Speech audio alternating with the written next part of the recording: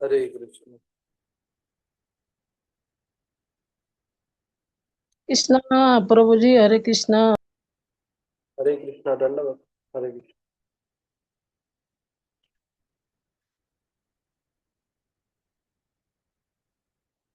आद्यं पुरुषमीशानं पुरुषं पुरुषितं ऋतुमेकाक्षरं ब्रह्म व्यक्तं सनातनम् असच्च सदसच्चैव यद्विष्णुं सदसत्परं परावरणं सष्टारं पुराणं परमव्ययं मङ्गल्यं मङ्गलं विष्णुं वरण्यामनघं शुचिं नमस्कृत्य ऋषिकेशं चरचार्युरुहरिं नमस्ते पूजितस्तेह सर्वलोकैर्महात्मनः प्रवक्ष्यामि वदं पुण्यं व्यासशतुतकर्मणः वाञ्छाकल्पतरुभ्यश्च कृपासिन्धुभ्यैव च पतितानां पावनेभ्यो वैष्णवेभ्यो नमो नमः। जय श्री कृष्ण चैतन्य प्रभु नित्यानंद श्री अद्वैत गदाधर शिवसादि गौर भक्तवृंद। हरे कृष्ण कृष्ण कृष्ण हरे हरे हरे राम राम राम हरे हरे।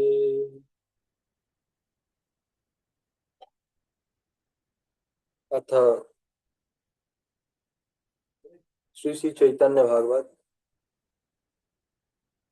अंत्यखंड अष्टमाध्याय हमारे श्रवण वंश।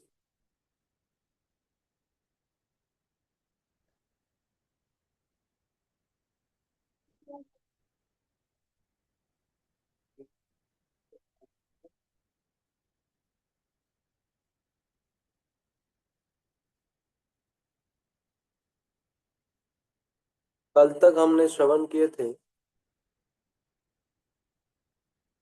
कि कैसे जो अद्वैत आचार्य प्रभु है, नित्यानंद प्रभु है, महाप्रभु है, तीनों प्रभु एक साथ मिलकर नृत्य कर रहे हैं।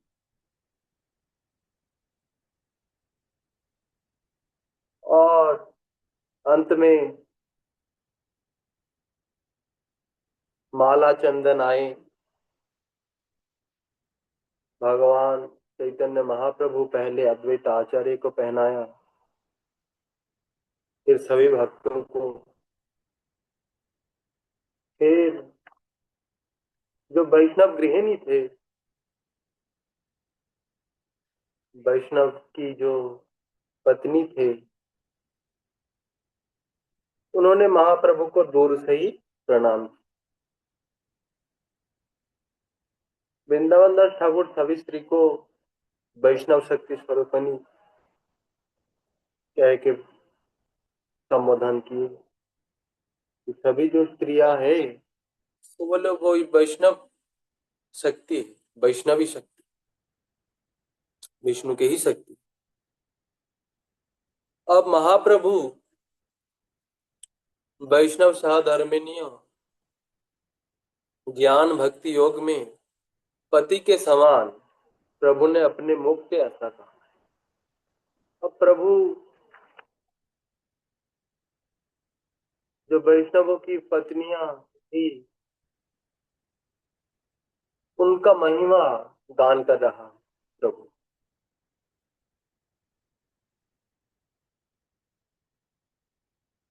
बोले ज्ञान भक्ति योगे छबे पोतिर समान कोहिया आसेन श्री चैतन्य भगवान। बोले भगवान श्री चैतन्य देव ने ऐसा कहा था कि ज्ञान और भक्ति योग में सभी अपने अपने पति के समान। जो उनके पति जो थे उन स्त्रियों के, बोले वो तो भक्त थे ही, महाप्रभु के नित्य पार्षद थे ही। और जो उनके पत्नियां थी, बोले वो भी नित्य महाप्रभु के नित्य सेविका ही थी। और नित्य धाम में कोई छोटा या बड़ा नहीं होता। यहाँ छोटा बड़ा कहा जा सकता है। भक्ति में कोई ज्यादा ज्यादा बढ़े हुए हैं, थोड़ा भक्ति में किसी का ज्ञान कम है, लेकिन नित्य धाम जो है बोले वहां के एक एक धूलिकण तक बोले गुरु है, सभी भक्ति और ज्ञान से परिपूर्ण है, धूलिकण आता। इसीलिए नित्य धाम में सभी गुरु, चाहे वो स्त्री हो या पुरुष। और महाप्रभु अपने मुख से ही कह रहे हैं कि जो इन वैष्णवों की जो पत्नियां स्त्रियां जो थी, बोले ये सब अपने अपने पति के समान ज्ञान और भक्ति योग में समान थे, अपने पति के समान थे।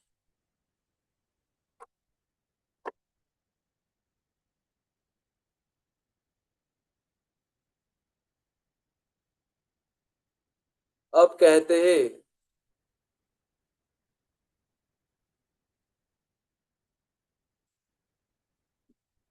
वाद्य गीत नित्य संकीर्तन के साथ सभी का महाप्रभु के संग श्री क्षेत्र में प्रवेश। अब श्री क्षेत्र जो है, जो मंदिर है, वहां पे प्रवेश कर रहे हैं सभी भक्त मिलकर। कैसे कर रहे हैं? बोले यही मत वाद्य गीत नित्य संकीर्तने आइलेन सबाई चलिया प्रभुर सने, हेन से হইল প্রেম ভক্তির প্রকাশ, হেন নাহি দেখি যার না হয় উল্লাस।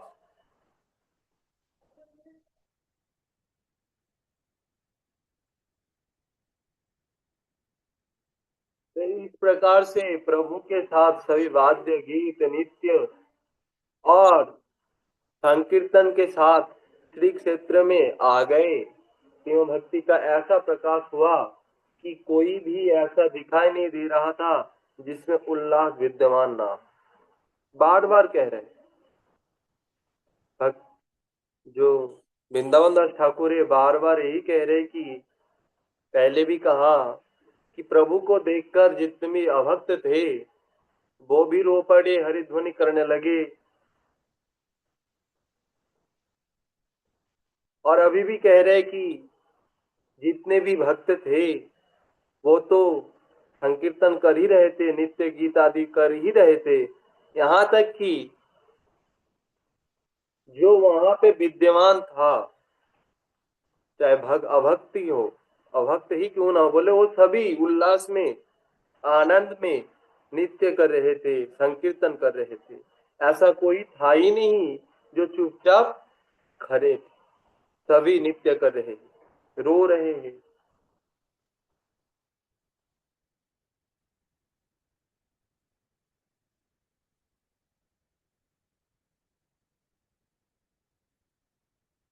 बोले ये जो संकीर्तन है, नाम संकीर्तन, बोले इसका प्रभाव, प्रभु का प्रभाव तो है ही। जहाँ साक्षात महाप्रभु उपस्थित है, अद्वैत प्रभु उपस्थित है, इतने भगवान के अवतार, सभी भगवान के अवतार ही,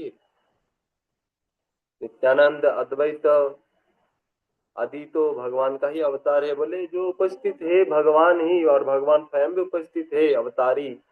बोले ऐसी जगह में तो ये कोई बड़ी बात नहीं कि सबकी चेतना जो है वो शुद्ध होगा, ऐसा तो कोई बड़ी बात तो है नहीं, शुद्ध तो होगा ही। लेकिन नाम संकीर्तन का ये प्रभाव ही है। अगर शुद्ध भक्त के मुंह से, शुद्ध भक्तों के साथ अगर नाम संकीर्तन में जुड़ जाए कोई, चाहे वो अभक्त ही क्यों ना हो, तो वो भी उस संकीर्तन में जैसे जैसे शुद्ध भक्त नित्य गीत आदि रत, नित्य गीत आदि में रत है, वैसे ही वो भी ना चाहते हुए भी रत हो जाते हैं। बोले संकीर्तन का प्रभाव है।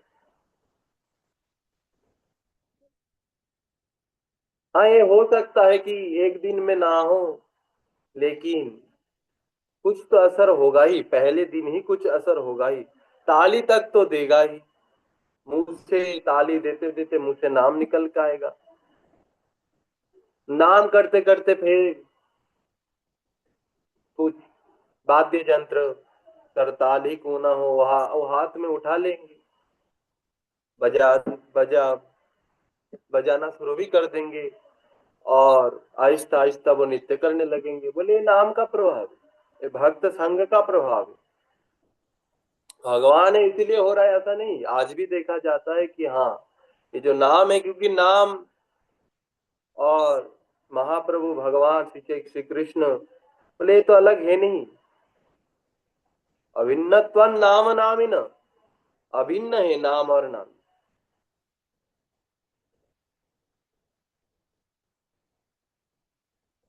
तो वृंदावन दास ठाकुर कह रहे कि संकीर्तन के प्रभाव से ही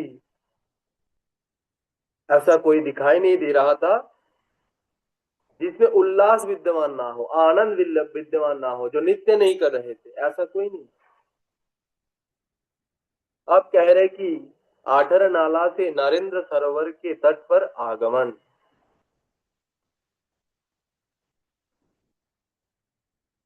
ये सभी शुरू हुआ था आठर नाला में। अब आठर नाला से नरेंद्र सरोवर तक आए।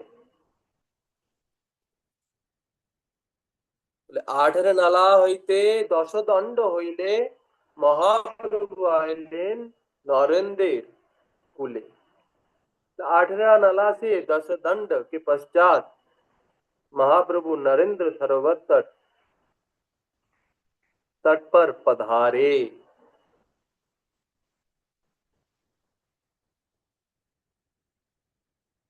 आठरा नाला से महाप्रभु नरेंद्र सरोवर तट पर पधारे, कीर्तन के साथ, नृत्य के साथ, वाद्य आदि यंत्रों को बजाते हुए सभी आए। अब उसी समय से जगन्नाथ एवं श्री बलराम का चंदन यात्रा के उपलक्ष्य में नरेंद्र विहारार्थ आगमन।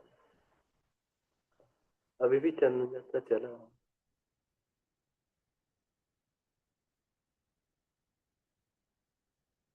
तो कहा कि जगन्नाथ एवं बलराम का चंदन यात्रा के उपलक्ष्य में नरेंद्र विहारार्थ आगमन हुए, इसके बारे में बोल रहे हैं। हेनो काले रामो कृष्ण श्री यात्रा गोविंद जल केली कोरिबारे आयला नरेंद्र।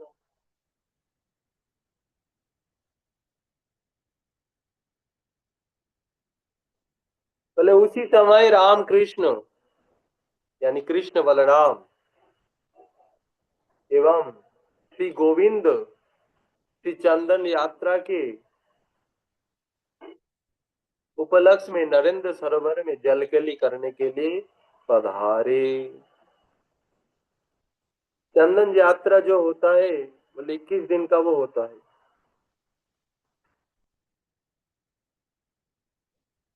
तो कहा गया है शास्त्र में, वैशाख्य चिते पक्षे तृतीय क्षय संगिका तत्र माम लेपयेद गंधो लेपनय रोति शोभनम। बोले वैशाख मास के शुक्ल पक्ष की अक्षय तृतीया नामक तिथि पर सुगंधित चंदनों के द्वारा मेरा अंग लेपित करना चाहिए, भगवान स्वयं कह रहा है।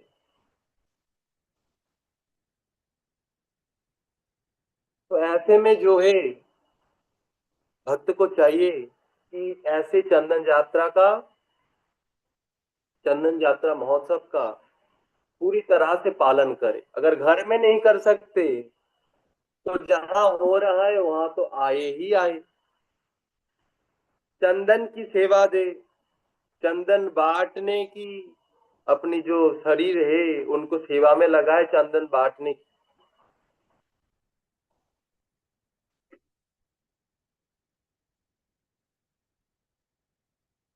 बोले क्यों? क्योंकि ये भगवान स्वयं मांग रहे हैं, बोल रहे हैं मुझे करना चाहिए।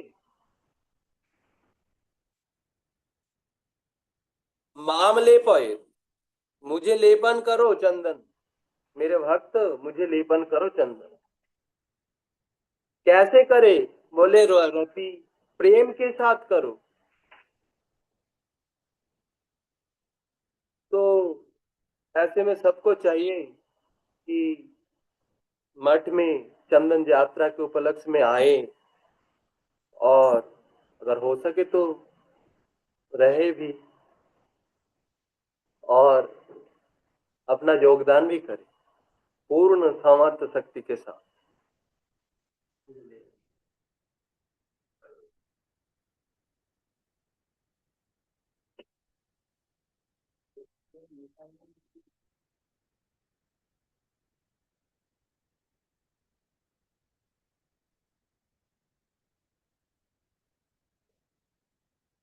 लेकिन वो करते नहीं, आलस्य लोग डरते हैं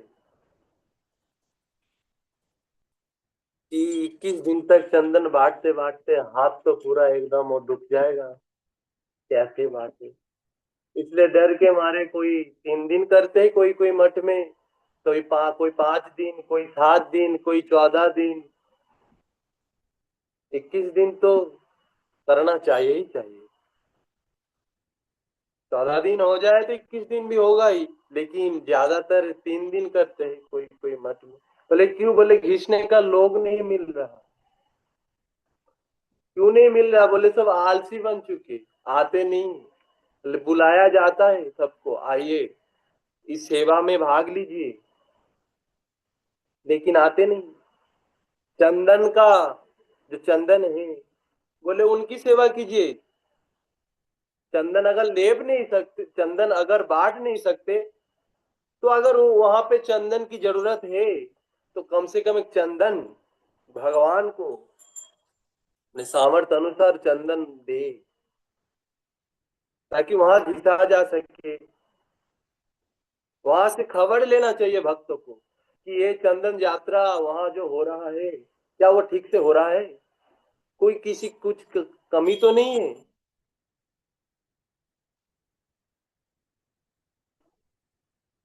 अभी जैसे हमारे यहाँ मंदिर से चंदन यात्रा प्रारंभ हुआ है, सामर्थ्य अनुसार कर ही रहे हैं। तो ऐसे में जो है सबको करना चाहिए, आना चाहिए, खबर लेना चाहिए कैसे हो रहा है, कब जाए, सेवा करना चाहिए। तो उस समय भक्त- वृंदावन दास ठाकुर कह रहे हैं कि ये उसी समय जब भगवान चैतन्य महाप्रभु आदि सभी भक्त नरेंद्र सरोवर तट पर पधारे, बोले उसी समय नरेंद्र सरोवर में जगन्नाथ, बलराम, चंदन यात्रा के उपलक्ष्य में नरेंद्र सरोवर में जल के लिए नौका विहार करने के लिए पधार ही रहे। जल के लिए भी होता है, नौका विहार होता है बहुत मठों में। जहाँ सरोवर है अपने मंदिर का स्वच्छ जल, तो वहां पे नौका बना के भक्तजन भगवान का विहार करवाते, नौका विहार।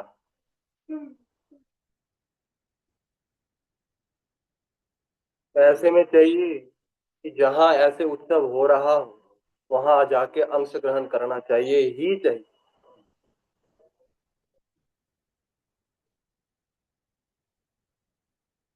अब भाष्य में प्रभुपाद कह रहे हैं, श्री पुरुषोत्तम देव ने अपने सेवक वैष्णवराज श्री इंद्रदुम्न देव को वैशाख मास के शुक्ल पक्ष की अक्षय तृतीया नामक तिथि पर अपने श्रीअंग में सुगंधित चंदन लेपन के लिए आज्ञा प्रदान की थी। आज भी तदनुसार अक्षय तृतीया से शुरू करके ज्येष्ठ मास की कृष्णाष्टमी तिथि तक प्रत्येक दिन श्री जगन्नाथ देव के विजय विग्रह स्वरूप श्री मदन मोहन को श्री मंदिर से विमान पर चढ़ाकर श्री नरेंद्र सरोवर के तट पर लाया जाता है। श्री मदन मोहन देव अपने मंत्री लोकनाथ महादेव आदि के साथ सरोवर में नौका विलास करते हैं। श्री मदन मोहन की चंदन यात्रा अनुष्ठित होती है, इसलिए श्री नरेंद्र सरोवर को चंदन पुष्कर भी कहा जाता है। पुरुषोत्तम देव जगन्नाथ वैष्णवराज बोले उड़ीसा के राजा नहीं, उड़ीसा राज में, मतलब वैष्णव राज। कौन? बोले इंद्रदुम्न को।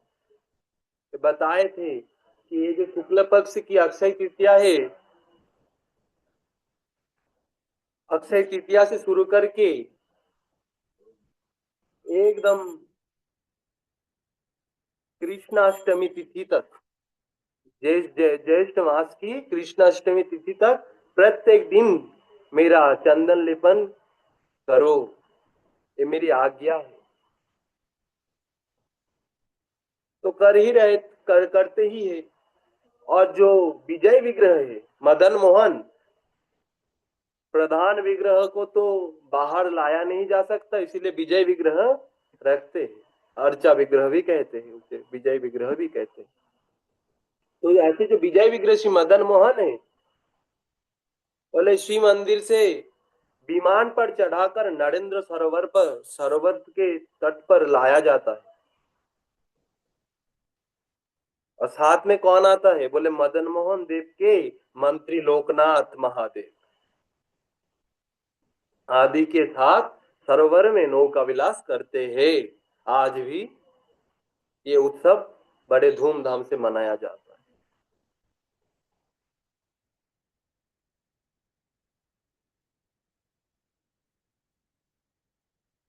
अब कह रहे कि हरिध्वनि कोलाहल मृदंग कहाल, शंख भेरी जय ढाक बाजे विशाल।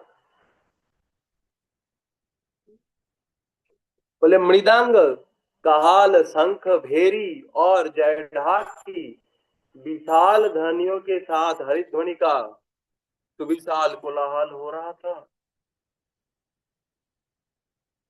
तो चारों तरफ मृदंग, शंख भेरी, जय ढाक और हरिध्वनि गूंज रहा था। भगवान उस तरफ से आ रहे थे चंदन यात्रा के सरोवर में जल विहार करने के लिए, वहां तो पंडा लोग कर ही रहे थे। और इधर से महाप्रभु आदि जो भक्त है, महाप्रभु आदि के साथ जो भक्त हैं, बोले वो सब भी इधर से आ रहे थे, मृदंग आदि वाद्य जंत्र यंत्र बजाकर, खोल करताल आदि बजाकर नाचते नाचते आ ही रहे थे। तो ऐसे में बोले सुविशाल कोलाहल हो रहा था, हरिध्वनि हो रहा था। और छत्र पताका, चामर आदि की शोभा।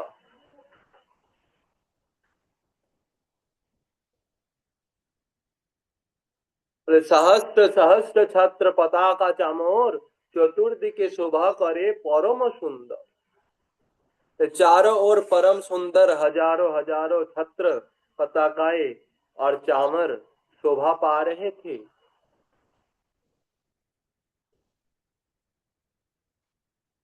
शोभा कैसा था? बोले सुंदर सुंदर छत्र पताकाएं और चामर शोभा पा रहे। ये उत्सव की पहचान, पताकाएं, छत्र, चामर, ये तो भगवान के, भगवान को जब बाहर निकाला जाता है तो इनके साथ ही निकाला जाता है। छत्र तो रहेगा ही, बोले पताका भी शोभा पाएगा उस रथ में, उस पालकी में, जिससे जिस विमान पर चढ़कर भगवान आ रहे हैं। और चामर, वो तो व्यंजन होगा ही होगा। केवल महान जय जय शब्द एवं महान हरिध्वनि। अब कह रहे कि केवल और केवल जय जय शब्द हो रहा था, महान हरिध्वनि हो रहा था, और कुछ सुना ही नहीं दे रहा। महाजय जय शब्द महाहरिध्वनि, ইহা বই আর কোন শব্দ নাহি শুনি, রাম কৃষ্ণ গোবিন্দ মহাকুতূহলে উত্তরিলা आशीष হবে नरेंद्र कुले। बोले महान जय ध्वनि और महान हरिध्वनि के सिवाय और कोई शब्द सुनाई नहीं दे रहा था। राम कृष्ण श्री गोविंद महान आनंद के साथ नरेंद्र सरोवर के तट पर आ पहुंचे।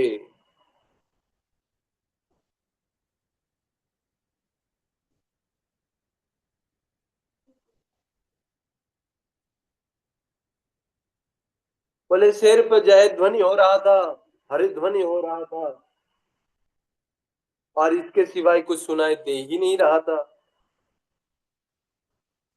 और आनंद के साथ भगवान किसी विग्रह को नरेंद्र सरोवर तट पर लाया गया। तब श्री जगन्नाथ गोष्ठी एवं श्री चैतन्य गोष्ठी का एकत्र सम्मिलन। अब जगन्नाथ के जो गोष्ठी थे, पांडा पुरोहित जो थे, और चैतन्य महाप्रभु के जो गोष्ठी थे, श्रीवास आदि, अद्वैत आदि, नित्यानंद आदि, गदाधर आदि जो भक्त थे, उनके जो परिवार थे, बोले उन सबका एकत्र मिलन हुआ। जगन्नाथ गोष्ठी श्री चैतन्य गोष्ठी सने मिशाइला तानाव भूलीला संकीर्तन। बोले श्री जगन्नाथ गोष्ठी श्री चैतन्य गोष्ठी के साथ मिल गई, वे सब भी संकीर्तन में सब कुछ भूल गए। दोनों गोष्ठियां मिल गए और संकीर्तन में सब कुछ भूल गए, सिर्फ संकीर्तन ही संकीर्तन हो रहा था। अब दोनों गोष्ठियों के मिलन से मूर्तिमान वैकुंठानंद। अब वृंदावन दास ठाकुर कह रहे कि दोनों गोष्ठी मिलकर कैसा आनंद हुआ। बोले दुई गोष्ठी एक होई कि होइल आनंद, कि वैकुंठ सुख আসি হইল মূর্তিমন্ত, চতুর্দিকে লোকের আনন্দ অন্ত নাই, সব করেন করায়েন চৈতন্য গোসাই। बोले दोनों गोष्ठियों के एकत्र मिलन से मूर्तिमान वैकुंठानंद का प्रकाशन हुआ। चारों ओर लोगों में अंतहीन आनंद दिखाई दिया। श्री चैतन्य गोसाई ही सब कुछ करते करवाते हैं।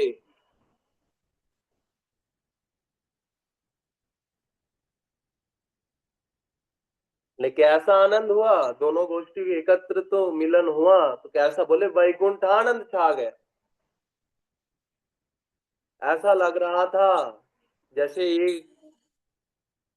जो साक्षात मूर्तिमान वैकुंठ ही है। इस जड़ जगत में भी जब भक्त पधारते हैं, भक्त का समागम होता है, जब हरि ध्वनि होता है, हरि कीर्तन जब होता है, बोले वो जगह जो है बोले वैकुंठ हो जाता। वो जगह सिर्फ प्राकृतिक नहीं रहता, बोले अप्राकृतिक हो जाते हैं। और ऐसे जो जगह है बोले उसको वैकुंठ कहा जाता है, चाहे वो धरा धाम में ही क्यों ना हो, इस धाम में ही क्यों ना हो। इसलिए जो मठ मंदिर, यहाँ तक कि गृहस्थ के जो घर भी है, नित्य अगर संकीर्तन हो रहा है, सेवा पूजा हो रहा है परम आनंद के साथ, बोले वो वैकुंठ है, वो गोलोक है। जेरिनो गृहे भजनो देखी, गृहे ते गोलोको भाव। भक्तिविनोद ठाकुर कहते हैं भजन, भजन यानी बोले सेवा, भजन यानी सेवा। तो घर में ये जो सेवा होता रहता है, बोले नित्य सेवा होने से ऐसा प्रतीत होता है कि ये वैकुंठ घर, ये गोलोक। भजन मतलब माला जप नहीं होता, भजन मतलब सेवा। बोले माला जप को क्या कहा जाए, बोले माला जप को स्मरण कहा जाता है, सुमिरन कहा जाता है। बोले हम तो माला जप कर रहे हैं, हम तो भजन कर रहे हैं, भजनानंदी है। बोले नहीं, जो माला जप करता है उसको भजन नहीं कर कहते। भजन मतलब सेवा, और माला जप यानी नाम जप यानी बोले सुमिरन। बोले माला जप कर कब करना चाहिए, बोले जब सेवा से निवृत्त हो जाए, यानी सेवा पूरी हो जाए तब माला जप।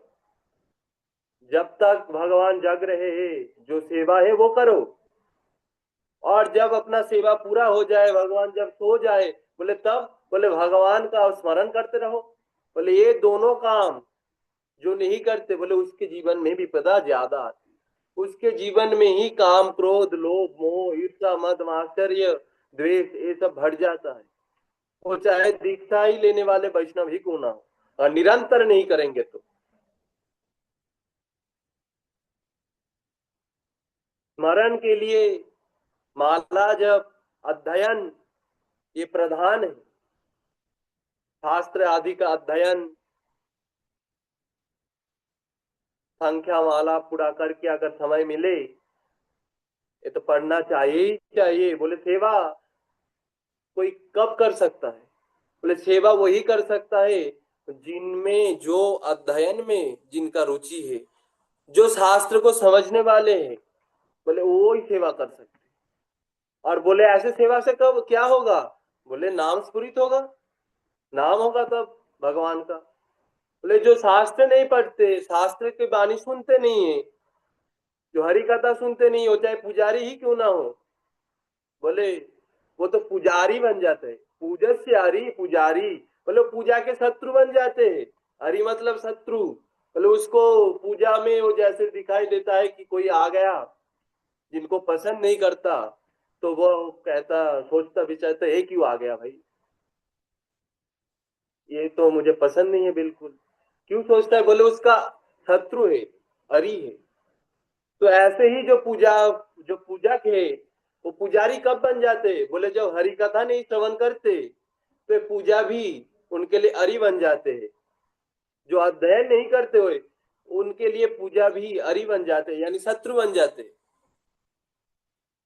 कि अरे फिर से पूजा, सुबह सुबह उठना, फिर अर्चन पूजन करना, आरती करना, बोले उनके लिए शत्रु बन जाते।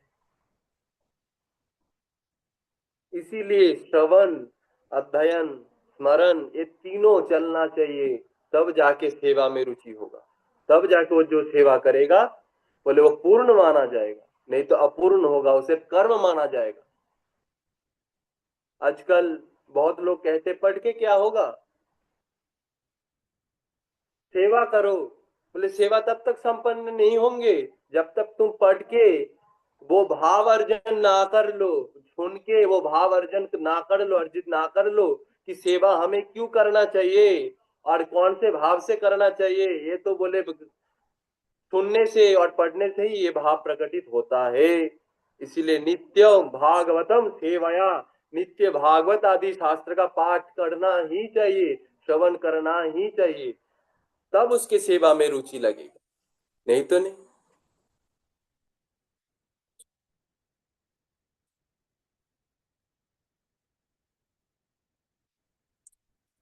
तो ऐसे जो महाप्रभु के जो दोनों गोष्ठियां थी, बोले उनका एकत्र मिलन हुआ और वैकुंठ बन गया और चारों ओर लोगों में अंतहीन आनंद दिखाई दिया कि चैतन्य गोसाई सब कुछ करते करवाते हैं। बोले चैतन्य गोसाई ही ये सब कुछ करते भी है और करवाते भी है। आनंद उमर पर, चारों ओर आनंद ही आनंद। अब नौका विहार के बारे में बता रहे हैं। बोले राम कृष्ण श्री गोविंद उठिला नौकाय, चतुर्दिके भक्त गण चामर ढुलाय। राम कृष्ण श्री गोविंद नौकाय विजय, देखिया संतोष श्री गौरांग महाशय। बोले राम कृष्ण श्री गोविंद ने नौका के ऊपर आरोहण किया, चारों ओर भक्त वृंद चामर व्यजन करने लगे। राम कृष्ण श्री गोविंद के नौका पर शुभ विजय को देखकर श्री गौरांग महाशय बड़े प्रसन्न हुए। राम यानी बलराम, कृष्ण यानी गोविंद जब नौका में आरोहण हुए,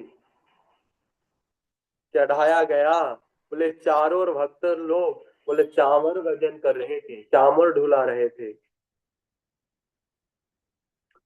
और ऐसे भगवान को देखकर, उनका ये शुभ विजय देखकर नौका पर, बोले गौरांग महाप्रभु बड़े प्रसन्न हुए। किन पर प्रसन्न हुए? बोले भक्त पर। आनंद उनका इसलिए नहीं हुआ कि महाप्रभु को नौका में चढ़ा दिए, बोले आनंद इसीलिए हुआ कि भक्तगण इतने प्रेम से चढ़ाए भगवान को मुझे। भगवान ये सोच कर आनंदित हुए, बड़े प्रसन्न हुए।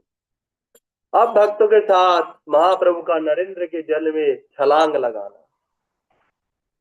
अब महाप्रभु की छलांग लगाए नौका में, नरेंद्र सरोवर में, तो उनकी वर्णन कर रहे हैं। प्रभु सकल भक्त लोई कौतूहले झाप दिया पुड़िले नरेंद्र जल। बोले प्रभु ने भी सभी भक्त वृंद को साथ लेकर आनंद के साथ नरेंद्र के जल में छलांग लगा दी। अब जगन्नाथ तो नौका में उठ ही गए। अब प्रभु सोचने लगे कि जगन्नाथ तो नौका में चढ़ ही गए, तो ये जो जल है तो भक्तों के साथ अब ये प्रसाद ही बन गए, तो ये प्रसाद का आनंद क्यों ना लिया जाए। तो सभी ने छलांग लगाए, पहले नहीं लगाए, बोले जगन्नाथ नौका में आरोहण करने के बाद लगाए, क्योंकि वो प्रसादी बन गए। अब जल चरणामृत बन गए महाप्रभु के, जगन्नाथ के। तब सारे भक्तों से एकजुट हुए महाप्रभु छलांग लगा दिए नरेंद्र सरोवर में। आप कहते हैं महाप्रभु एवं भक्त बिंद की नरेंद्र के जल में विभिन्न जल के। अब जल के लिए जल में कैसे कैसे क्रीड़ा किए, आनंद किए, ये बता रहे। सुनो भाई श्री कृष्ण चैतन्य अवतार जे रूपे नरेंद्र जले करिला विहार पूर्वे যমুনায় যেন শিশুগণ মেলি মণ্ডলী হইয়া করিলেন জলকেলি সেই রূপে সকল বৈষ্ণবগণ মেলি পরস্পর করে ধরি হইয়া মণ্ডলী গৌর দেশে জলকেলি আছে কয়া নামে সেই জল ক্রীড়ার ভিলেন প্রথমে কয়া কয়া বলি করো তালি দেন জলে জলে বাদ্য বাজেন বৈষ্ণব সকলে।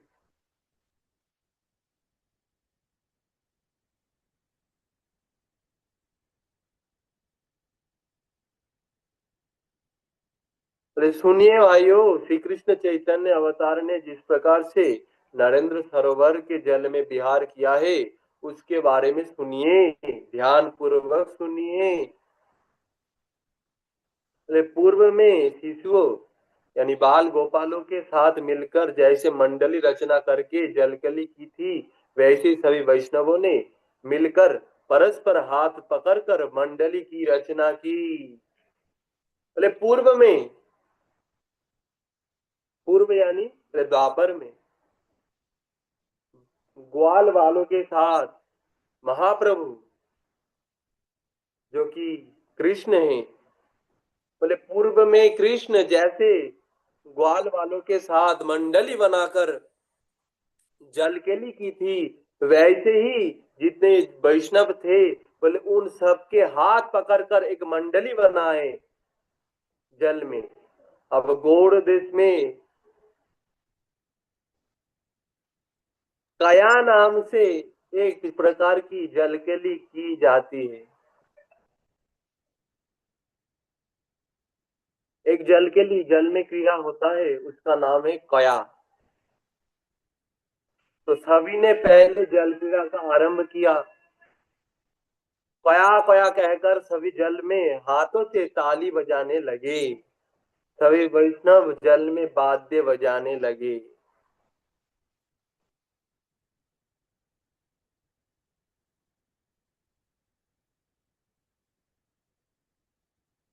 अब कह रहे सभी में गोकुल शिशुओं का भावोदय।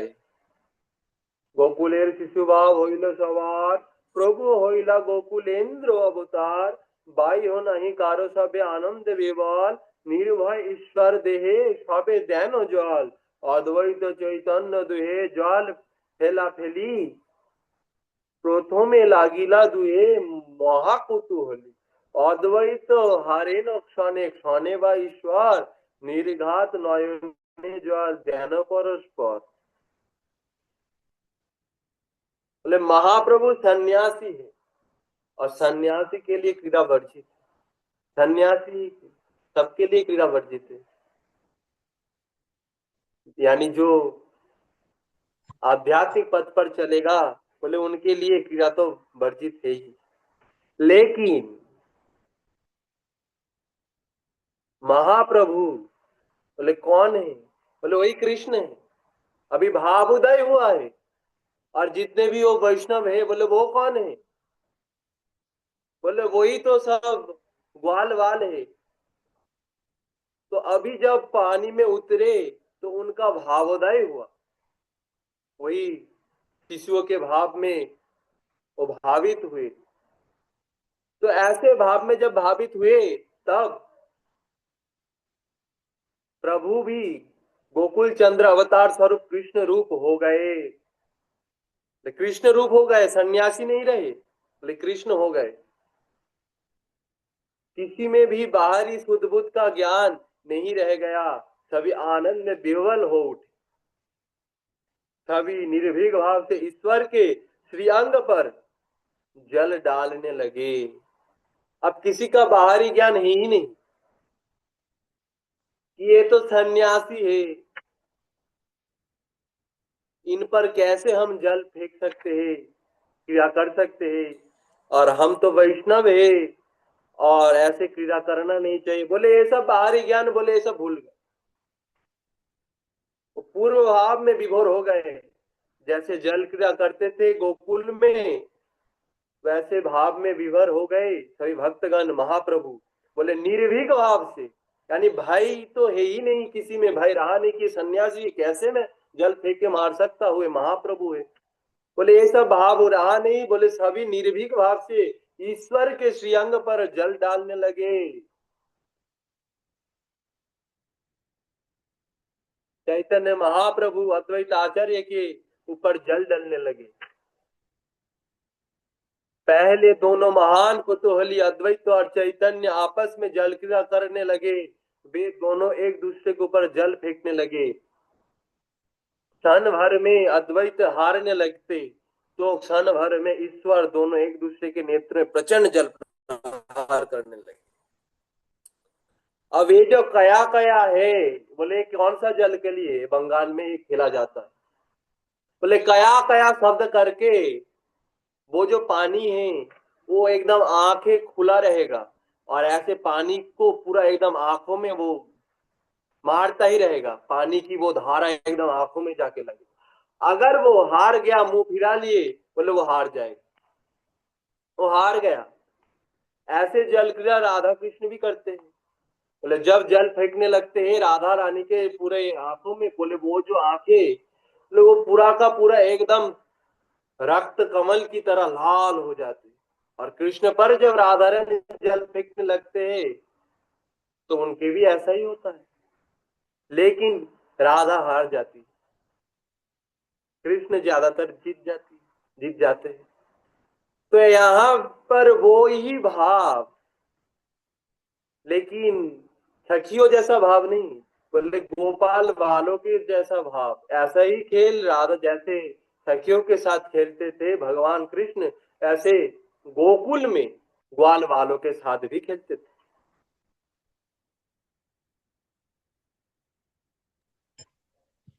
तो सारे भक्त मिलकर ऐसे जल क्रिया करने लगे, और उनमें जो अद्वैत आचार्य है और महाप्रभु है, वो लोग पहले आपस में जल क्रिया करने लगे, एक दूसरे के मुंह पर आंखों में जल फेंकने लगे। अब अद्वैत हारने लगे, महाप्रभु जीतने लगे। तो महाप्रभु जीत रहे हैं और अद्वैत हार रहे हैं, लेकिन जो दूसरे के नेत्र है, बोले प्रचंड जल प्रहार से एकदम लाल हो गए।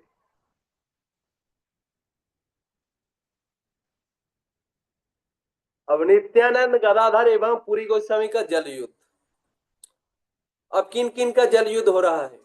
बोले नित्यानंद गदाधर त्रिपुरी गोसाई तीन जन जल युद्ध कारो हरिना।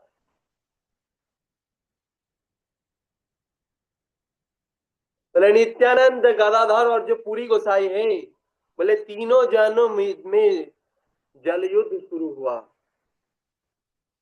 कोई हार नहीं मान रहा था, वही आंखों में जल फेंकना, बोले कोई हार मान ही नहीं रहा था, इतना जल युद्ध शुरू हुआ तीनों में। मुकुंद दत्त एवं मुरारी गुप्त में पुनः पुनः जल युद्ध। मुकुंद दत्त और मुरारी गुप्त में जल युद्ध। बोले दत्त गुप्त जल युद्ध लागे बार बार, पर आनंद द्विजने करे न हुंकार। बोले मुकुंद दत्त और मुरारी गुप्त के बीच बारंबार जल युद्ध होने लगा। परमानंद से दोनों हुंकार करने लगे।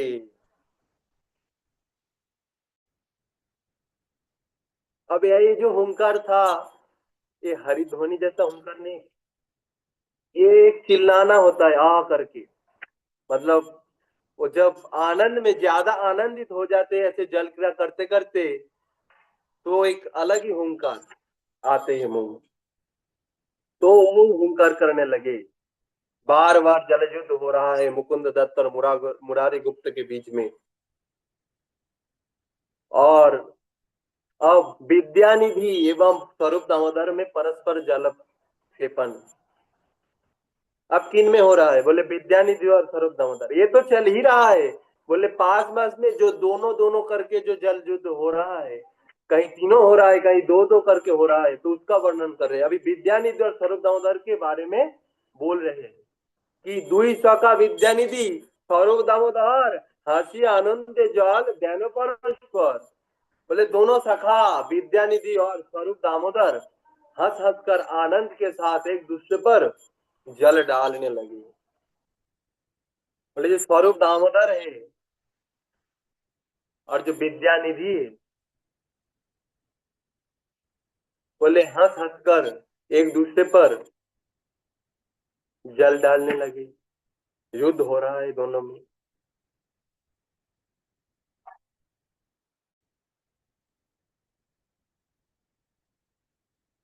और फिर कह रहे कि श्री राम और हरिदास आदि की जल क्रिया। और श्रीराम हरिदास बक्केश्वर गंगादास गोपीनाथ श्रीचंद्र शेखर এই মতো অন্যান্য ধ্যান সবে জল চৈতন্য উল্লাসে সবে হইলা বিভোর। श्रीवास श्री राम श्री हरिदास बक्केश्वर गंगादास गोपीनाथ श्री चंद्रशेखर सभी एक दूसरे पर जल फेंकने लगे। चैतन्य के उल्लास में सभी विह्वल हो रहे थे।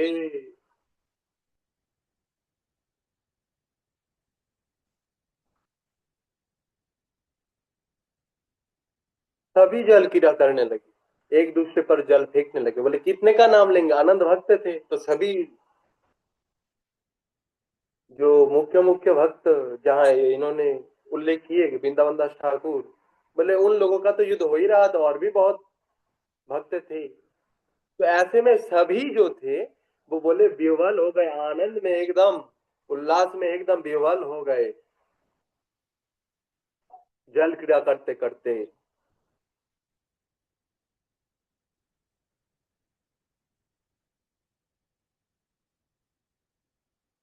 अब आगे की जो कथा है वो हम कल सुनेंगे। श्री गोविंद राम कृष्ण का नौका विहार एवं लाखों लोगों की जल क्रीड़ा। नौका विहार एवं और भी जो लाखों लोग उनके जल विहार की बात हम कल श्रवण करेंगे।